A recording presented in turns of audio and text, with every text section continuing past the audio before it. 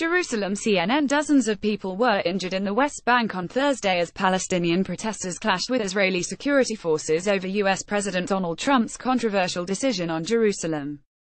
Trump on Wednesday announced that the U.S. recognized Jerusalem as the capital of Israel and would move its embassy in Israel from Tel Aviv to Jerusalem, drawing condemnation from world leaders and sending shockwaves through the Muslim world.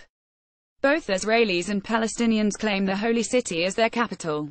The Red Crescent said 49 people were injured in the protest, in which Israeli security officers fired what appeared to be rubber bullets, tear gas and water cannon at demonstrators in Jerusalem, Bethlehem and Ramallah, as well as other towns.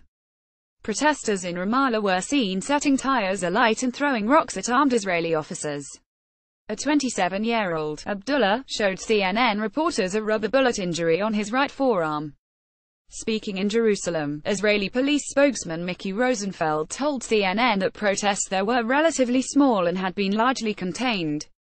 "We've dealt with much larger, both in terms of number, scale, size, seriousness of incidents." As the protests took place, the leader of the Palestinian Islamist group Hamas called for a new intifada, or uprising, Thursday. Ismail Haniyeh said in Gaza that Israel's policies supported by the United States could only be confronted by a renewed intifada against the occupation, and he described the US-Israeli alliance satanic. "Palestine will not be divided, and the whole of Palestine and the whole of Jerusalem are the property of the Palestinian people," he said. "It is a declaration of war against our Palestinian people in the holiest of holy places of the Christians and Muslims." He added that the announcement had left the decades-long peace process buried forever.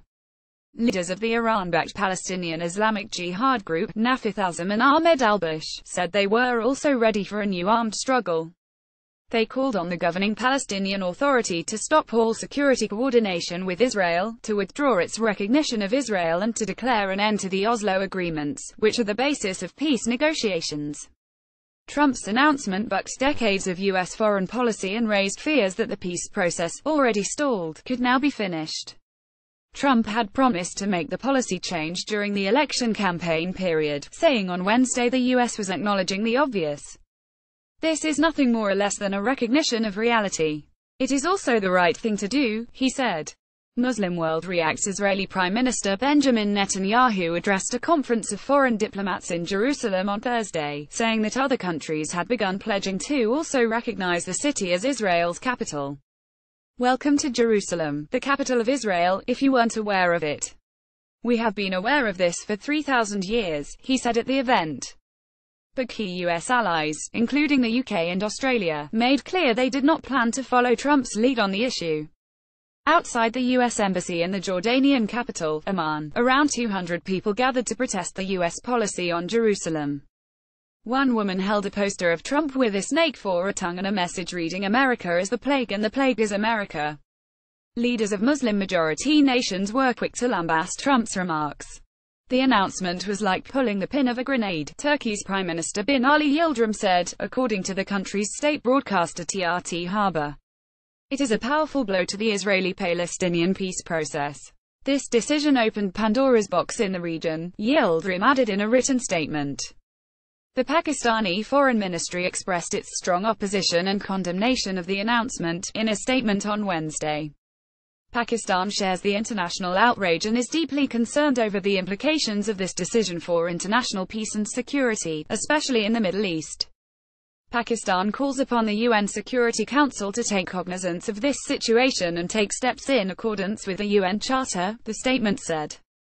The Iraqi Foreign Ministry summoned the U.S. ambassador in order to present him with a memorandum protesting the U.S. president's decision regarding Jerusalem.